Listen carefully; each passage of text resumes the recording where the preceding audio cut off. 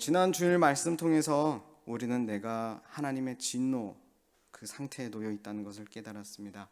이 진노 아래에 있는 세상과 우리 인생은 고통스럽지만 하나님의 즉각적인 심판으로 인한 고통은 아닙니다. 하나님의 심판과 궁극적 진노는 유보되어 오고 있기 때문입니다. 하나님은 심판하시는 분이시지만 또한 사랑으로 오래 참으시는 분이시기 때문입니다. 그러나 결국엔 하나님을 마음에 두기 싫어한 사람의 그 부패와 악은 하나님의 마지막 심판으로 끝이 날 것입니다.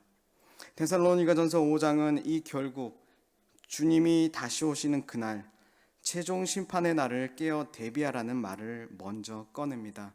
그리고 그 다음에 오늘 본문이 있습니다.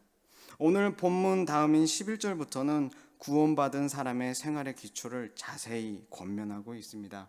이러한 데살로니가전서 5장의 구조 속에서 오늘 본문을 살펴보면 본문이 말하려는 바가 뚜렷해집니다. 아직인 심판과 오늘의 우리의 현재의 삶 속에서 일어나는 것이 구원이라는 것입니다. 다르게 말하면 그리스도인에게는 다가올 심판을 준비하며 오늘을 살아가는 신앙생활의 중심에 구원이 있다는 것입니다. 말씀 보겠습니다. 먼저 9절입니다. 하나님이 우리를 세우심은 노하심에 이르게 하심이 아니요 오직 우리 주 예수 그리스도로 말미암아 구원을 받게 하려 하심이라. 아멘. 오늘 이 말씀은 우리가 하나님의 진노하심을 받지 않도록 세우신 바 되었다 선포합니다. 이것은 예수님과의 연합한 그리스도인이 받는 구원의 결과적인 선물입니다. 최후의 심판에서 우리를 구원하는 분은 하나님께서 세상에 나타내신 의 예수 그리스도이십니다. 예수님을 믿음으로 이 의가 주의 날에 하나님의 심판 앞에서 나를 의인으로 서게 합니다. 하나님의 선하신 뜻과 사랑으로 선택받은 우리는 이 의로 말미암아 멸망이 아닌 영원한 생명을 누리게 됩니다. 진노에 버림받은 불의한 죄인으로서 영원한 심판을 받는 것이 아니라 의인이라는 판결을 받고 하나님과 영원히 살 것입니다. 그러나 하나님은 단지 진노의 심판에서 나를 피하게 하시려고 구원하신 것이 아닙니다. 9절 하반절 말씀 오직 우리 주 예수 그리스도로 말미암아 구원을 받게 하려 하심이라. 우리가 받는 구원의 현재적 목적이 있습니다. 구원은 한 번의 사건이 아니라 하나님 나라에서 하나님과 영원히 함께 사는 삶을 또한 말하기 때문입니다. 마가복음 3장 14절 말씀입니다. 이에 12를 세우셨으니 이는 자기와 함께 있게 하시고 또 보내사 전도도 하며. 아멘. 성경은 예수님께서 제자 12를 세우신 이유를 전도도 하고 귀신을 내쫓는 권능을 갖게 하는 것보다 먼저 그들을 부른 자신과 함께 있게 하려 함임을 기술하고 있습니다. 예수님은 떠나시면서 성령님의 내주하심을 말씀하시면서 또 요한복음 14장 18절에 이렇게 말씀하셨습니다. 내가 너희를 고아와 같이 버려두지 아니하고 너희에게로 오리라. 아멘. 오늘 본문 10절도 이를 증거합니다. 10절 말씀 읽겠습니다.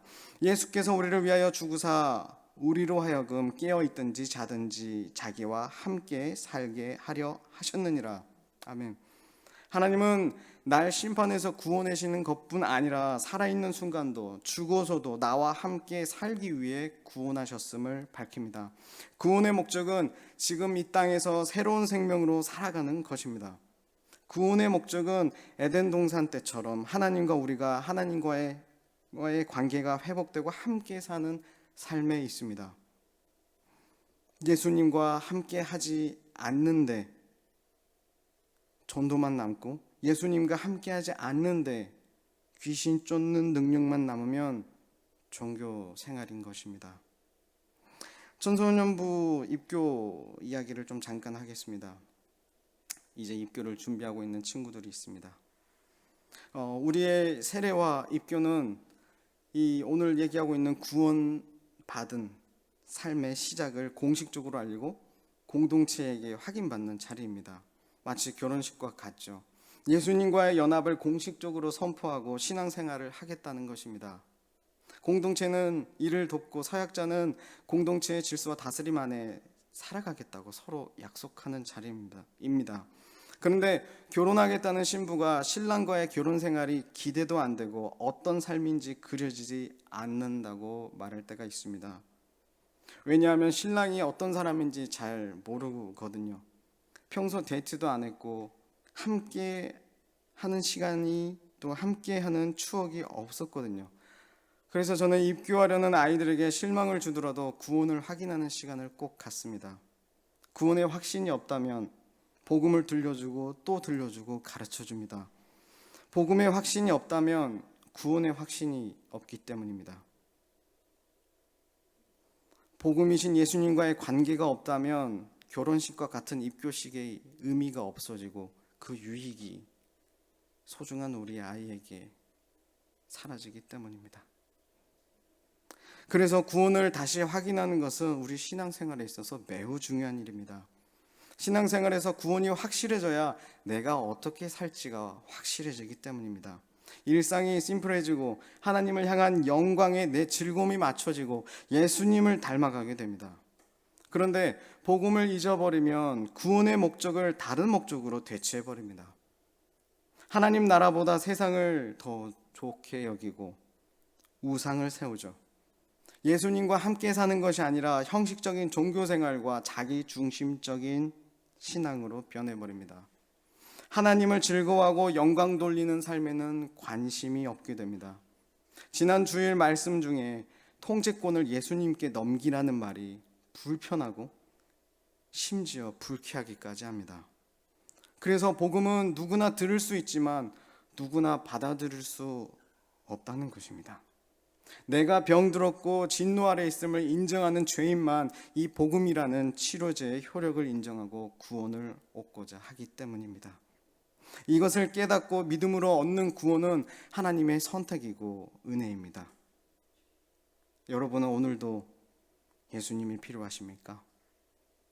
가끔 우리는 내가 중요하다 생각하고 내가 가치 있게 여기는 그 무언가를 쫓다가 글쎄 이 질문이 훅 들어왔을 때 글쎄 별로인데 할 수 있습니다. 우리가 하나님을 찾는 마음이 없을 때, 우리가 하나님의 원수가 되었을 때도, 실은 이런 상태였을 때도, 아니 창세전에 우리를 이런 상태였을 때도 우리를 구원하시는 하나님의 계획이 있었습니다. 내가 예수님 믿었지만 오늘도 그런 상태에 있을지라도 하나님의 나를 구원하시는 그 계획은 변치 않으시고 지금도 하나님은 나를 위해 일하고 계십니다. 내 신앙생활이 요새 바닥이다. 뭘 믿고 사는지 모르겠다. 불안하고 미래가 염려된다. 오늘 자신에게 복음을 들려주십시오. 우리를 매료시키는 예수님이 말씀 속에 우리를 기다리고 계십니다. 오늘도 하나님께서 우리 공동체에게 들려주십니다. 구원하는 이 복음을 들으십시오. 다시 오늘 9절 말씀 보십시오. 9절에 하나님이 우리를 세우셨다라는 이 표현은 우리를 선택해서 부르셨다는 표현입니다. 읽진 않았지만 이 후에 나오는 5장 24절에 부르심과 동일합니다. 제가 24절 읽어드리겠습니다. 너희를 부르시는 이는 신실하시니 그가 또한 이루시리라. 아멘. 구원의 시작부터 완성까지 하나님께서 일하십니다. 우리를 살리기 위해서 자신의 아들 예수 그리스도를 죽이신 하나님을 기억하십시오. 이 하나님께서는 진실하시고 이 하나님은 진실하시고 믿을 수 있는 하나님이십니다. 하나님은 우리에게 내릴 진노의 심판을 자신의 아들에게 퍼부으셨습니다. 예수님은 자신이 감당하신 우리의 불의를 우리의 의로 바꿔서 우리에게 입히셨습니다. 그래서 나는 마지막 날에 진노의 심판을 받지 않고 오늘 하나님 앞에도 하나님 제가 이런 상태 이런 모습이지만 예수님께서 하신 일로 그 의를 입음으로 예수 그리스도의 이름으로 아버지라 부르며 나아갑니다 라고 고백할 수 있는 것입니다. 임마누엘의 예수님은 오늘도 나와 함께 살기 위해 이 땅에 오신 것입니다. 낮아지신 것입니다. 예수님은 하나님을 두기 싫어하는 내 마음을 새롭게 하시고 새 영을 부어 주셨습니다. 이제 교회 안에서 다른 사람을 섬기고 지역사회를 섬기는 것이 종교적으로 할 일을 하는 것이 아니라 구원받은 그리스도인이 살아가는 신앙 생활이 되는 것입니다. 내게 오신 성령님과 동행하며 그리스도를 닮아 하나님께 영광 돌리는 삶으로 변해가는 것입니다. 이런 구원받은 자의 삶을 살아가는 사람들이 모인 신생교회 데살로니가 공동체는 세상의 복음 맛집으로 소문난 교회였습니다. 사도 바울은 믿는 자의 본이 되었다고 평가합니다. 주변 지역에 믿음의 소문이 자자했죠. 사도 바울의 본문 바로 다음 11절에서 이렇게 얘기합니다. 너희가 하는 것처럼 권면하고 서로 덕을 세우라고, 이렇게 쓴 것이 이해가 됩니다. 말씀 매질을 합니다. 성경은 데살로니가전서 1장 9에서 10절을 보면 데살로니가 공동체가 그들의 우상을 버리고 하나님을 섬기며 예수님을 신실하게 기다렸다고 기술합니다. 이들의 삶은 다시 오실 그리스도를 드러내며 하나님을 영화롭게 하는 그런 삶이었습니다. 기억하십시오. 구원은 예수님의 재림을 기다리는 성도의 삶의 핵심이자 우리 신앙생활의 기초입니다.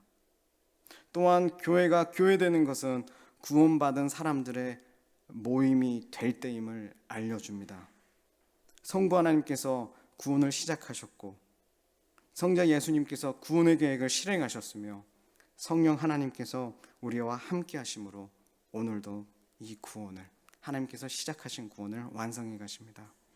오늘도 이 복음을 붙들며 기도로 나아가기를 원합니다. 기도로 나아가시겠습니다.